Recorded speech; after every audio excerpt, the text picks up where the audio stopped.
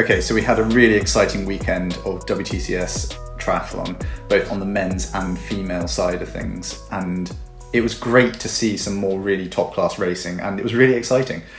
I think there's a few things to discuss today, and how the races panned out and why it was so exciting and why it was a little bit of a different race in comparison to usual, and how that might influence the Olympics going forward, and basically my thoughts and opinions, all my own, no one else's, so take it or leave it. But I think it's quite interesting to delve into how things panned out. Don't forget to hit like and subscribe. So we'll start with the women's race, and Lucy Charles-Barclay was obviously there. It basically blew the swim apart, and usually we see Jess take it out and people are a little bit more bunched together, and there's a little bit more of a group that come out of the water together, whereas this time, because Lucy's a little bit of a better swimmer, or a lot, she broke the course record, so take from that what you will. This just meant that there was about 6 of them that got away up front, completely obliterated the rest of the field. Beth Potter was so close to being able to hang on to that group, and she probably would have done had the pace been slightly slower, and there might be a couple of other people that held on, but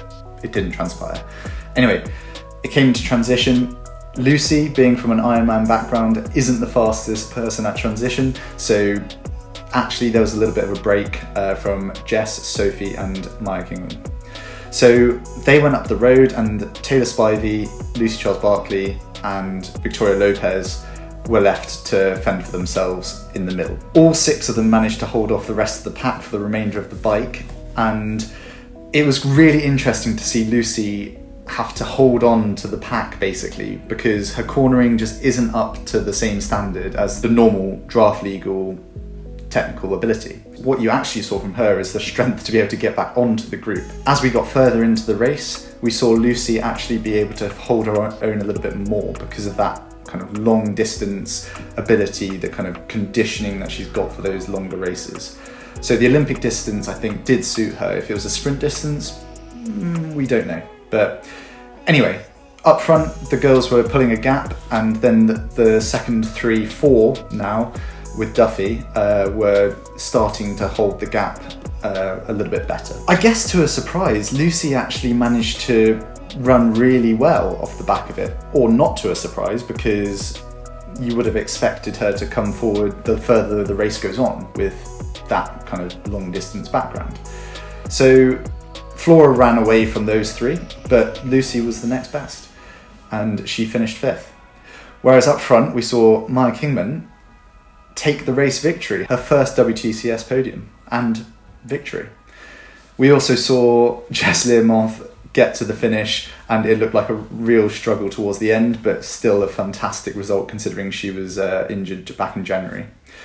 Sophie continued her really good run of form to finish on the podium as well, which was her first one of her career. First of many, maybe? Probably. So that was on the women's side of things. Long story short, swim blew up the race, and it was a case of hanging on from there on in. In the men's race, it was almost opposite. We saw the swim be a little bit of a fist fight, and a fight definitely from Alistair Brownlee, who ended up getting DQ'd because he literally pushed someone underwater.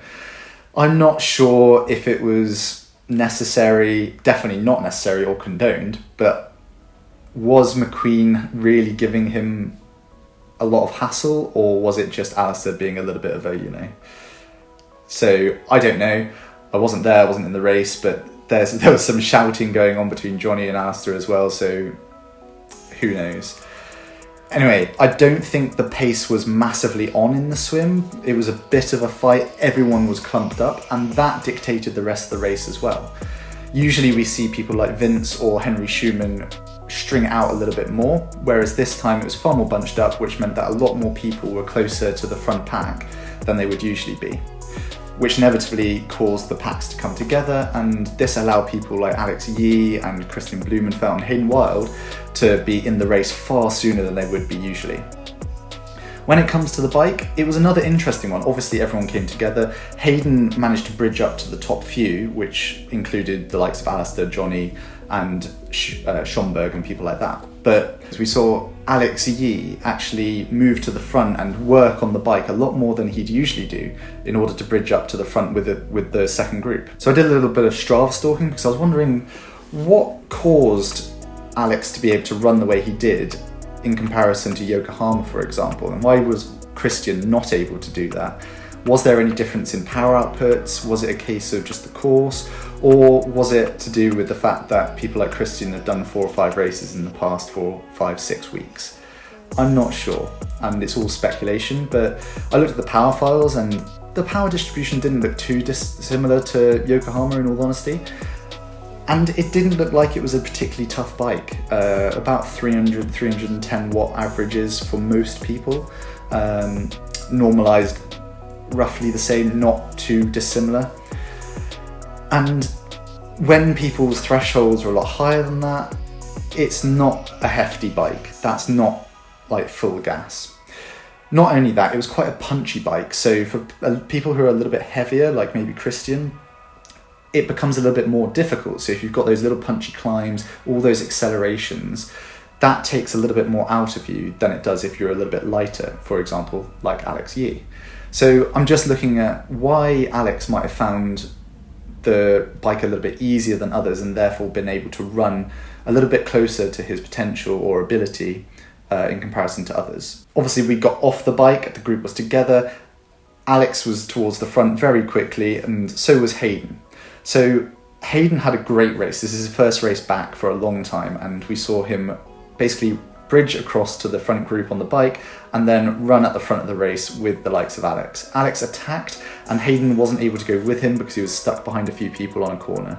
And that was a bit of a shame, but Hayden did fall apart in the last 2K of the run just because of lack of racing, I think.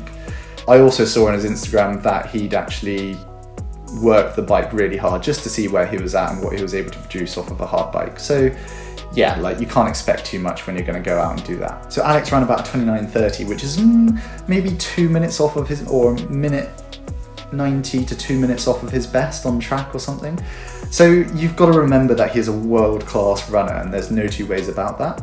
And the fact that, yeah, he put X amount into the rest of the field over that distance is outrageously impressive, but it's still miles off what his actual ability is. So I don't think that by looking at it as well, that he was massively cranking it. And this is just speculation, but he might have found the bike a little bit easier than some of the other guys, just because of the nature of the course and that punchy kind of course setup. So rounding it up, Alex finished first, Morgan Pearson second, and Martin van Riel third. So yeah, I think all in all, Alex looks like he might have solidified his place in the Olympics. We don't know what Britain are going to do.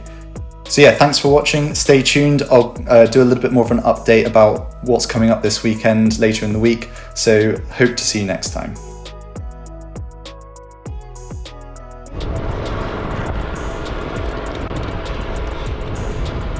Okay, some good news. Just in the middle of a session, I'm doing basically 3 by 30 minutes tempo. It's around 310 watts or so I think I'm holding. But the good news is on my Garmin, I've just got confirmation